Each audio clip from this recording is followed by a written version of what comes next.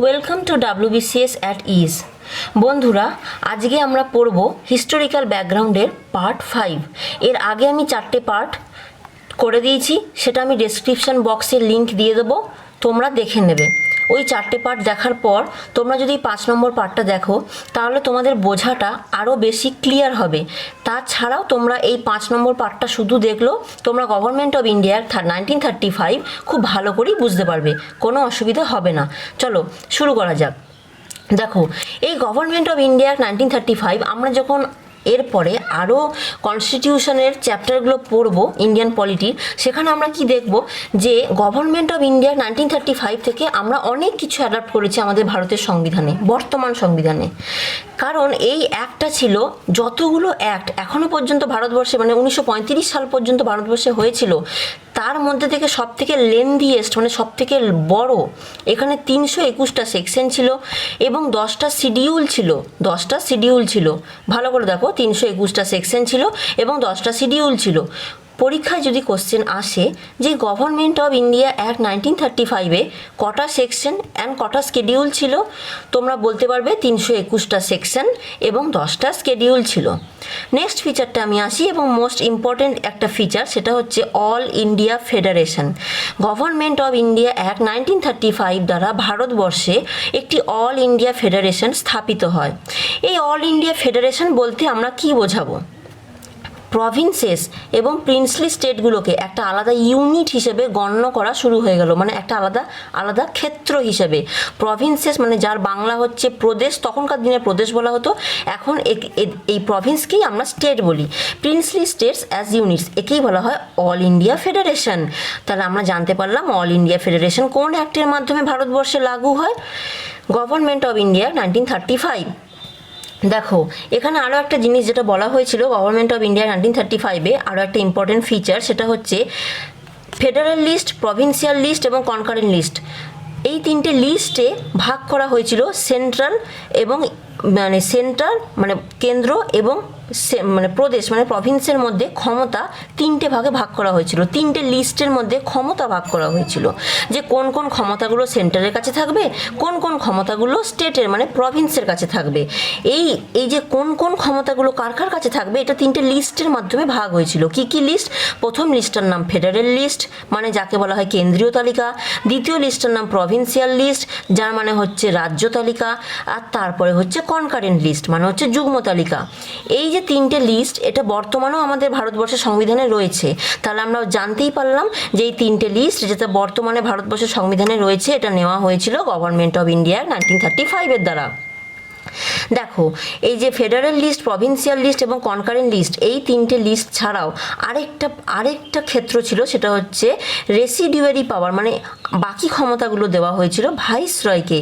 অর্থাৎ ক্ষমতার ইংলিশ পাওয়ারটাকে ভাগ করা হয়েছিল কেন্দ্র এবং প্রদেশগুলোর মধ্যে 3টে লিস্টের দ্বারা। বাকি যে ক্ষমতাগুলো ছিল, যার ইংলিশ হচ্ছে রেসিডিউয়ারি পাওয়ার, সেইটা প্রদান করা হয়েছিল ভাইসরয় নামক ব্যক্তিটাকে, ভাইসরয়। ওকে, নেক্সট আমি যেটা বলছি সেটা হচ্ছে, কিন্তু এই যে সিস্টেমটা করা হয়েছিল অল ইন্ডিয়া ফেডারেশন, এই 3টে লিস্টের মাধ্যমে ক্ষমতা ভাগ, এটা কখনোই বাস্তবায়িত হতে পারেনি, কারণ প্রিন্সলি স্টেট এরা মেনে নেয়নি। মানে বুঝতেই পারছো, ওরা তো আস্তে আস্তে বুঝতে পারছে যে আমাদের হাত থেকে পুরোপুরি ক্ষমতাটা চলে যাচ্ছে, ভারতবর্ষ আস্তে আস্তে একটা গণতান্ত্রিক দেশের দিকে এগোচ্ছে। গণতান্ত্রিক দেশে কোনো রাজা মহারাজাদের শাসন চলে না, ফলে ওই কারণেই ওরা এই অ্যাক্টগুলো তোমরা লক্ষ্য করবে, আমি আগে যতগুলো অ্যাক্ট করিয়েছি, প্রিন্সলি স্টেটসরা কিন্তু বরাবরই বেঁকে বসছে যে কোনো ধরনের অ্যাক্টের ক্ষেত্রেই, কারণ ওরা বুঝতেই পারছে যে আমাদের রাজ্য হারাতে চলেছে। নেক্সট দেখো, সব রাজা খারাপ আমি বলছি না, কিন্তু অবশ্যই প্রাচীন ভারত থেকে যতদিন পর্যন্ত রাজা শাসন ছিল, কিছু কিছু অত্যাচারিত রাজা ছিল যারা মনে করতো যে আমি রাজা মানে আমিই ভগবান। তাই আমিও মনে করি এবং আশা করব পলিটিক্যাল সায়েন্স পড়তে পড়তে তোমাদেরও মনে হবে যে সব থেকে ভালো মানে এই রাজতান্ত্রিক শাসন, প্রজাতান্ত্রিক শাসন, গণতান্ত্রিক শাসন, সব থেকে ভালো শাসন হচ্ছে গণতান্ত্রিক শাসন। সেটা আলাদা ব্যাপার যে গণতন্ত্রকে তুমি কিভাবে প্রয়োগ করবে, মানে রাজ্য পরিচালনায়, যে খারাপভাবেও প্রয়োগ করতে পারো, ভালোভাবেও প্রয়োগ করতে পারো, কিন্তু জেনে রাখবে গণতন্ত্রের কোনো বিকল্প নেই, গণতন্ত্র সেরা। আমি নেক্সট চলে আসছি। দেখো, এখানে বলা হলো মানে গভর্নমেন্ট অফ ইন্ডিয়া অ্যাক্ট 1935-এ কি বলা হলো, যে ডায়ার কি, ঠিক আছে, অ্যাবলিশ করা হলো। প্রভিন্স থেকে। ডায়ার্কি প্রভিন্সে কবে এস্টাবলিশ করা হয়েছিল? 1990 অ্যাক্ট, ইন্ডিয়ান 1990 অ্যাক্ট দ্বারা, 1919-এর অ্যাক্ট দ্বারা ডায়ার্কি প্রভিন্সে এস্টাবলিশ করা হয়েছিল, যেটা 1935-এর গভর্নমেন্ট অফ ইন্ডিয়া অ্যাক্ট দ্বারা অ্যাবলিশ করা হলো এবং এই ডায়ার্কির জায়গায় প্রভিন্সিয়াল অটোনমির এস্টাবলিশড হলো। ডায়ার্কির জায়গায় কী এলো? Provincial autonomy. তাহলে এটা কোথায় এসছে? গভর্নমেন্ট অফ ইন্ডিয়া অ্যাক্ট 1935-এ। ডায়ার্কি কবে এসেছিল? 1919-এর অ্যাক্ট দ্বারা, যেটাকে মন্টেগু চেমসফোর্ড অ্যাক্ট বলে, রিফর্মস অ্যাক্ট। নেক্সট দেখো, একটা আমি যেটা বলছি ভালো করে শোনো এবারে। গভর্নমেন্ট অফ ইন্ডিয়া অ্যাক্ট 1935-এর আরেকটা খুব ইম্পর্টেন্ট ফিচার আছে, মানে বৈশিষ্ট্য আছে, সেটা হচ্ছে এখানে একটা রেসপন্সিবল গভর্নমেন্ট প্রদেশে স্থাপন করার কথা বলা হলো। রেসপন্সিবল গভর্নমেন্ট মানে কি? রেসপন্সিবল গভর্নমেন্ট মানে কি? রেসপন্সিবল গভর্নমেন্ট মানে সেই গভর্নমেন্ট যেখানে গভর্নর মিনিস্টারদের কথা মতন কাজ করবে এবং সেই মিনিস্টাররা প্রভিন্সিয়াল লেজিসলেচার অর্থাৎ আইন বিভাগের কাছে দায়বদ্ধ থাকবে তাদের কাজের জন্য। অর্থাৎ খারাপ কাজ যদি মিনিস্টাররা করে তাহলে প্রভিন্সিয়াল লেজিসলেচারে মানে প্রাদেশিক আইনসভায় তাকে জবাবদিহি করতে হতে পারে। এই সিস্টেমটা কি বলা হয়? রেসপন্সিবল গভর্নমেন্ট, যেখানে সরকার লেজিসলেচারের কাছে দায়বদ্ধ থাকে, সেই সিস্টেমটা কি বলা হয়? Responsible government. এটা প্রথম বলা হলো গভর্নমেন্ট অফ ইন্ডিয়া 1935-এ। বিকেন্দ্রীকরণ করার প্রসেসটা কিন্তু এর আগেই শুরু হয়ে গেছিলো। তোমরা আমাকে বলো কোন অ্যাক্টের মাধ্যমে ভারতবর্ষে বিকেন্দ্রীকরণ করার প্রসেসটা শুরু হয়ে গেছিলো? সেটা এখানে কিন্তু আরও বাড়ানো হচ্ছে। এবং দেখো, এটা came into effect in 1937, মানে 1937 সালে এই যে সিস্টেমটা রেসপন্সিবল গভর্নমেন্ট, সেটা এফেক্টটা শুরু হয়েছিল, লাগু হয়েছিল এবং এটাকে ডিসকন্টিনিউ করে দেওয়া হয়েছিল 1939-এর মধ্যে। আমি নেক্সট বলছি যে এখানে ডায়ার্কি সেন্টারের ক্ষেত্রে অ্যাডপ্টেশন করা হয়েছিল। এই যে ডায়ার্কি কথাটা আমি যেটা বললাম, যেটা এর আগে যখন 1919 সালে একটা ডায়ার্কি এসেছিলো সেটা প্রভিন্সিয়াল অর্থাৎ মানে রাজ্যগত দিক থেকে, প্রদেশগত দিক থেকে, প্রদেশের দিক থেকে ডায়ার্কিটা এস্টাবলিশড হয়েছিল। কিন্তু এবার বলা হলো সেন্টার, মানে সেন্ট্রাল লিস্টেই এবার ডায়ার্কি চলে আসবে, দ্বৈত শাসন। ওকে, কিন্তু this act did not come into operation at all. এই ডায়ার্কির এই যে সিস্টেমটা, এটা একদমই অপারেশনের মধ্যে আসেনি। নেক্সট আমি করছি গভর্নমেন্ট অফ ইন্ডিয়া 1935-এর নেক্সট একটা গুরুত্বপূর্ণ ফিচার হচ্ছে introduced bicameralism in 6 out of 11 provinces. Bicameralism প্রথম কবে ইন্ট্রোডিউস হয়েছিল? 1919 অ্যাক্টের মন্টেগু চেমসফোর্ড রিফর্মস অ্যাক্টের দ্বারা। এখানে যেটা বলা হলো সেটা 6টা প্রদেশে বাইক্যামেরালিজম এস্টাবলিশড করা হলো। What is bicameralism? দেখো, যেখানে একটা আপার হাউস থাকবে, যেখানে একটা লোয়ার হাউস থাকবে, that is bicameralism. Okay, Bombay, Bengal, Madras, Bihar, Assam and united province, এইখানে করা হয়েছিল বাইক্যামেরালিজম। অর্থাৎ এই সমস্ত স্টেট প্রদেশগুলোতে একটা আপার হাউস এবং একটা করে লোয়ার হাউস থাকবে, যাকে এখন আমরা বিধানসভা, বিধান পরিষদ বলে থাকি।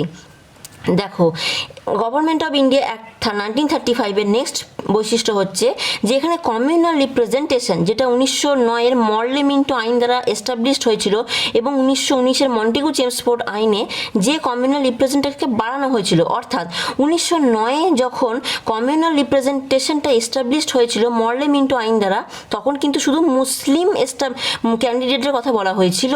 কিন্তু 1919-এর মন্টেগু চেমসফোর্ডে কি বলা হলো? যে এবার আর মুসলিম ক্যান্ডিডেট না, এবারে শিখ, অ্যাংলো ইন্ডিয়ান, ইউরোপিয়ান এবং অ্যাংলো খ্রিস্টান, এদের সবারও আলাদা আলাদা রিপ্রেজেন্টেশন থাকবে। এবং 1935 অ্যাক্টে আরও এক ধাপ এগিয়ে বলা হলো যে এবার থেকে এরা ছাড়াও, অর্থাৎ মুসলিম, শিখ, অ্যাংলো ইন্ডিয়ান, অ্যাংলো খ্রিস্টান, ইউরোপিয়ান, এরা ছাড়াও ডিপ্রেসড ক্লাস, ওমেন অ্যান্ড লেবারদের আলাদা করে ক্যান্ডিডেট দেওয়া হবে ইলেকশনের জন্য। তাহলে যদি বলে ডিপ্রেসড ক্লাস মানে schedule caste, women and labourer মানে ওয়ার্কারদের আলাদা করে রিপ্রেজেন্টেশন কোন অ্যাক্টের মাধ্যমে দেওয়া হয়েছিল? উত্তরটা হয়ে যাবে গভর্নমেন্ট অফ ইন্ডিয়া অ্যাক্ট 1935। দেখো, it abolish the council of India established by the government of India act 1858। 1858-এর গভর্নমেন্ট অফ ইন্ডিয়া অ্যাক্ট দ্বারা যে কাউন্সিলটা এস্টাবলিশড হয়েছিল সেটাকে অ্যাবলিশ করে দেওয়া হয় গভর্নমেন্ট অফ ইন্ডিয়া 1935-এর দ্বারা। দেখো, এখানে ফ্র্যাঞ্চাইজি মানে ভোটাধিকার, প্রাপ্তবয়স্কের ভোটাধিকার, ফ্র্যাঞ্চাইজিটাকে এক্সটেন্ড করা হলো। ফ্র্যাঞ্চাইজিটাকে কী বলা হয়েছিল এর আগে? যে শুধুমাত্র যাদের প্রপার এডুকেশন, প্রপার জমি জমা, প্রপার ট্যাক্স তারা দিতে পারে তাদেরকেই ভোটাধিকার দেওয়া হবে। কিন্তু গভর্নমেন্ট অফ ইন্ডিয়া 1935-এ বলা হলো যে না, 10%, পুরো পপুলেশনের 10%কে ভোটাধিকার দেওয়া হলো। অর্থাৎ যদি মোট পপুলেশন হয় 100, তার মধ্যে 10 জনকে ভোটাধিকার দিয়ে দেওয়া হলো। এটাই হচ্ছে এক্সটেন্ড অফ ফ্র্যাঞ্চাইজি। দেখো, গভর্নমেন্ট অফ ইন্ডিয়া 1935 দ্বারা একটা reserve bank of India established হয়েছিল এবং গভর্নমেন্ট অফ ইন্ডিয়া অ্যাক্ট দ্বারা federal public service commission, provincial public service commission এবং একটা joint public service commission established হয়েছিল। জয়েন্ট পাবলিক সার্ভিস কমিশন কেন? দুটো অথবা দুটোর অধিক স্টেটের মিলিতভাবে যারা পাবলিক সার্ভিস কমিশন অর্থাৎ পিএসসি কন্ডাক্ট করাবে। দেখো, এই গভর্নমেন্ট অফ ইন্ডিয়া অ্যাক্ট 1935 দ্বারা একটা ফেডারেল কোর্ট এস্টাবলিশড হয়েছিল, যেটা ভারতবর্ষে এস্টাবলিশড হয় পুরোপুরি 1937-এ। এরপর আমরা পড়ব ইন্ডিয়ান ইন্ডিপেন্ডেন্স অ্যাক্ট 1947। দেখো, ফেব্রুয়ারি 20, 1947-এ ইংল্যান্ডের প্রধানমন্ত্রী ক্লিমেন্ট এটলি বলল যে 30শে জুন 1948-এ ভারতকে স্বাধীন বলে ঘোষণা করা হবে।